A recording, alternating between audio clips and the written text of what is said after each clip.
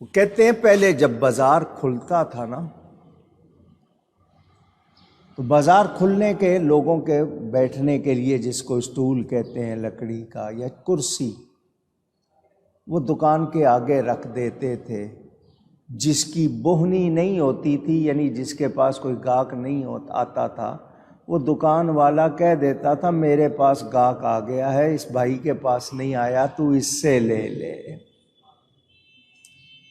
بتائیں اس طرح کرنے سے ان کو ایک دوسرے سے ہمدردی تھی یا نہیں؟ ایک دوسرے کی بھلائی کرنے سے۔ اور میں نے یہ بات آپ کو سنائی، ایک بار نہیں سنائی، کئی بار سنائی ہے، ایک بار پھر اور سنا دیتا ہوں۔ موسیٰ علیہ السلام سے ایک شخص نے کہا مجھے فاقے بہت ہو گئے، اب مجھ سے بھوک برداشت نہیں ہوتی، اللہ تعالیٰ سے آپ سفارش کر دیں، آپ نبی ہیں، میرے حصے میں جتنا رزق ہے وہ مجھے اکٹھا دے دے، میں پیٹ بھر کے کھا لوں جتنا ہے۔ موسیٰ علیہ السلام نے کہا تو ایسا کیوں کر رہا ہے؟ کھا لے گا پھر تجھے بھوک دوبارہ لگے گی۔ اس نے کہا جی ایک مرتبہ تو کھا لوں نا، اس وقت تو بہت برا حال ہے، بس آپ کہہ دیجئے اللہ سے۔ موسیٰ علیہ السلام نے اللہ کی بارگاہ میں اس کی سفارش کر دی، یہ کہتا ہے اس کے حصے میں جتنا رزق ہے اس کو دے دیا جائے۔ اللہ نے فرمایا موسیٰ تم پیارے ہو، تم کہتے ہو ہم تمہاری بات رکھ لیتے ہیں۔ اللہ نے دے دیا۔ اس کو جب ملا اس نے دیگیں چڑھا دی،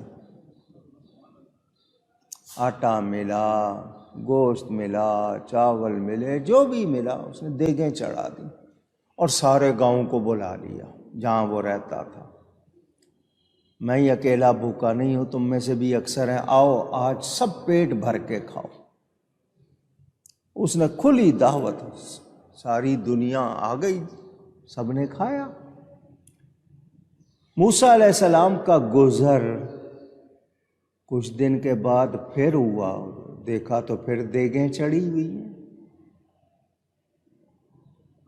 یا اللہ، اس نے جو اکٹھا رزق لیا تھا اس وقت دیگیں چڑھا لی تھی، سارا پکا لیا تھا، دیگیں اب بھی چڑھی ہوئی ہیں۔ تو اللہ کی طرف سے جواب ملا، اس نے کنجوسی نہیں کی، اس نے ہم نے رزق دیا، اس نے صرف اپنے لیے سمیٹ کے نہیں رکھا، اس نے اس کو کھول دیا۔ یہ زیادہ مہربان ہے یا ہم زیادہ مہربان ہیں؟ ہم نے اس کے رزق میں روزانہ ہی اتنا کر دیا ہے۔ آج ہم کہتے ہیں دوسروں کو دیں گے، دوسروں کو دینے کا کیا مطلب؟ اللہ کی راہ میں جو زکوٰۃ دینی ہے ہم وہ دینے سے تنگ آتے ہیں، خوش دلی سے نہیں دیتے۔ تو یاد رکھیں ایمان کیا سکھاتا ہے؟ مسلمان کا دوست ہوتا ہے، خیر خواہ ہوتا ہے۔ مسلمان کو کافروں کو خوش نہیں کرنا چاہیے، مسلمان کو کیا چاہیے؟ کس کو خوش کرے؟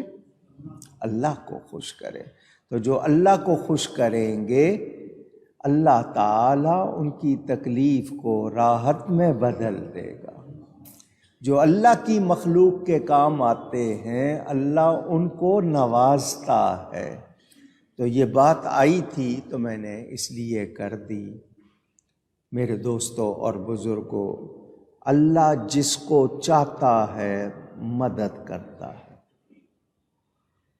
اب کس کو چاہے میں اور آپ اللہ کے کام میں دخل دے سکتے ہیں؟ اونچی روک ٹوک سکتے ہیں؟ شکایت کر سکتے ہیں؟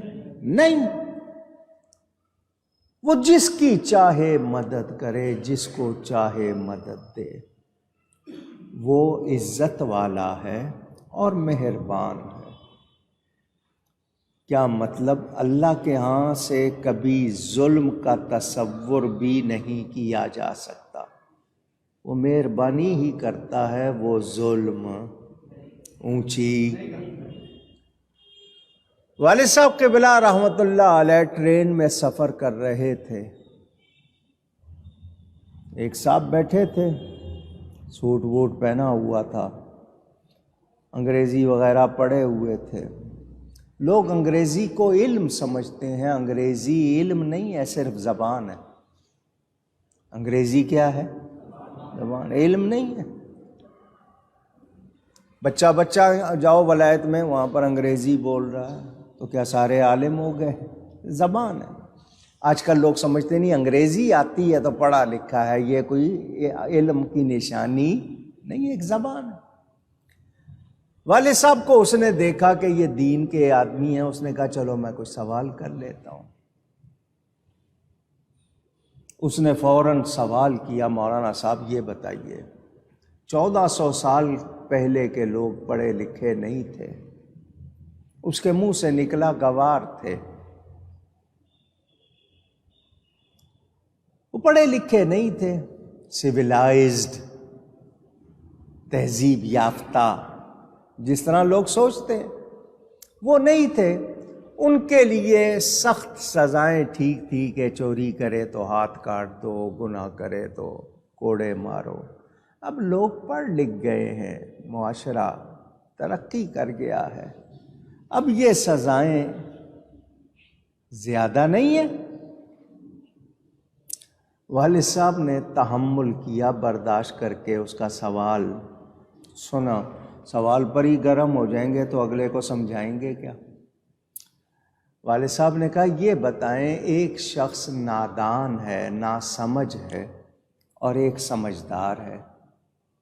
ناسمجھ کوئی غلطی کرے، اس کو نہیں معلوم کہ انجام کیا ہوگا، اس کا نتیجہ کیا ہوگا۔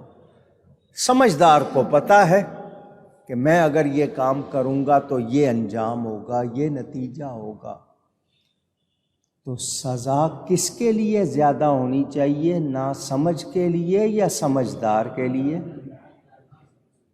وہ فوراً کہنے لگا سمجھدار کے لیے، کیونکہ اس کو پتہ ہے کہ اس کا انجام کیا ہوگا، نتیجہ کیا ہوگا، اس سے کیا خرابی ہوگی، تو اس کی سزا زیادہ ہونی چاہیے۔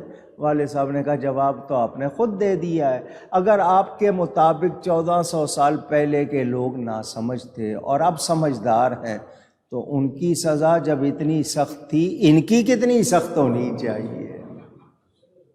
اس کی سمجھ میں بات آ گئی، کہنے لگا واقعی سمجھ آ گئی ہے بات، اور سزائیں آپ کے ہاں سے اٹھا دی گئی ہیں، معاشرہ بگڑ گیا۔ فرض کریں ایک شخص چوری کرتا ہے، کسی نے بڑی حفاظت سے سامان رکھا ہوا ہے، اس سے وہ نکال لیتا ہے، چوری کر لیتا ہے۔ قرآن کہتا ہے چوری کرنے والا مرد ہو یا عورت، اس کا ہاتھ کاٹ دو۔ آج کل ٹیلی ویژن ہے، انٹرنیٹ ہے، اس شخص کا ہاتھ کاٹا جائے اور پوری دنیا کو دکھایا جائے، لوگ ڈریں گے یا نہیں؟ اس کو پتہ ہے کہ میں اگر یہ کام کروں گا تو یہ انجام ہوگا، ڈریں گے یا نہیں؟ چھوٹی چھوٹی بچیوں سے زیادتی ہو رہی ہے، بچوں کو اغوا کیا جا رہا ہے، 5000 سے زیادہ ریپ کیسز نوٹ کیے گئے ہیں جو نوٹ نہیں کیے جاتے سال بھر میں۔ اتنی رپورٹیں آتی ہیں، سزا نہیں ہوگی تو کیا جرم رکے گا؟ اونچی نہیں۔ سوچیں، غور کریں۔ میں نے کل پرسوں ہی فون پر ایک واقعہ پڑھا، اگر وہ سچ ہے تو میں آپ کو وہ سناتا ہوں، آپ کو پتہ چلے کہ مسلم معاشرے کا کیا حال تھا۔ آج ہم لوگ کہاں چلے گئے، کیا ہو گیا ہمیں، ہم ذرا اس پر غور کریں تو ہمیں معلوم ہو کہ ہم نے اپنے آپ کو کہاں پہنچا دیا ہے۔